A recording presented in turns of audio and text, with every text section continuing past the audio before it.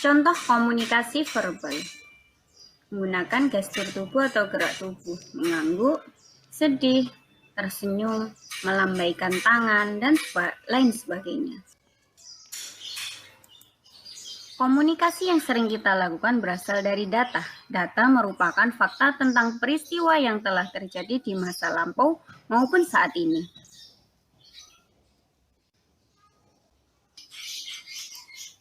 Nah, dari data yang kita peroleh tadi akan menjadi sebuah informasi. Informasi adalah hasil dari pengolahan data yang dapat digunakan untuk kebutuhan saat ini dan saat yang akan datang. Nah, setelah memahami arti komunikasi, data, dan informasi, sekarang komunikasi data. Komunikasi data adalah cara atau sistem yang digunakan untuk mengirimkan pesan melalui media transmisi.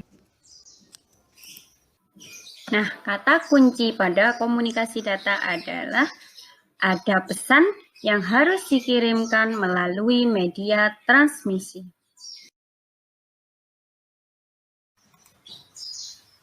Kira-kira apa sih tujuan adanya komunikasi data? Nah, tujuannya adalah bagaimana kita mengirimkan data dengan jumlah yang sangat besar dalam waktu yang sangat singkat dari satu lokasi ke lokasi lain tanpa ada error. Jenis-jenis komunikasi, ada komunikasi teks, komunikasi gambar, komunikasi suara, dan komunikasi video. Nah, untuk contoh komunikasi teks berupa koran, majalah, atau email. Kalau untuk contoh komunikasi gambar, ada faxmail. Untuk contoh komunikasi suara atau audio, ada percakapan, ada komponen komunikasi yang pertama yaitu penerima atau receiver, yaitu piranti yang bertugas untuk menerima data. Contohnya PC, handphone, dan video kamera. Komponen komunikasi data yang kedua yaitu pengirim, yaitu piranti yang bertugas untuk mengirimkan data, atau yang bisa kita sebut sebagai sender. Contohnya PC, handphone, dan video kamera.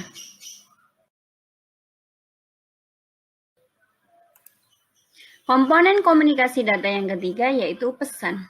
Informasi yang akan dipindahkan baik berupa teks, angka, gambar, audio atau suara, dan video. Selanjutnya, komponen keempat adalah protokol, aturan yang harus disepakati oleh dua atau lebih alat untuk bisa saling berkomunikasi.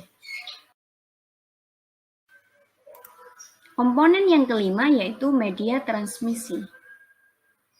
Media atau saluran yang digunakan untuk mengirimkan data, contohnya kabel atau gelombang magnetik.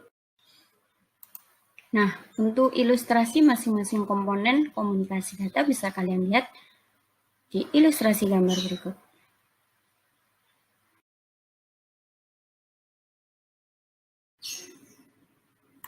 Kita lanjutkan, kendala pada komunikasi data salah satunya adalah respon time atau time response, yaitu ukuran kecepatan sistem dalam memberikan umpan balik. Kendala yang kedua adalah throughput, yaitu ukuran beban sistem, di mana presentasi waktu yang diberikan untuk melakukan transmisi data.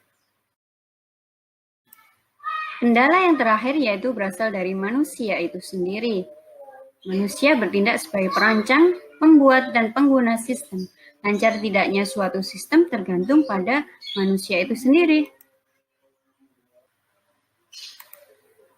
Faktor yang harus diperhatikan dalam melaksanakan komunikasi data yang pertama adalah efisiensi dalam melakukan transmisi data. Yang kedua, media transmisi yang dipilih.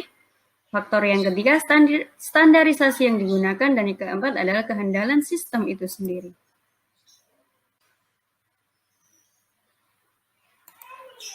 Baik, sekian dulu pembelajaran hari ini. Kita lanjutkan minggu depan. Ibu ucapkan wassalamualaikum warahmatullahi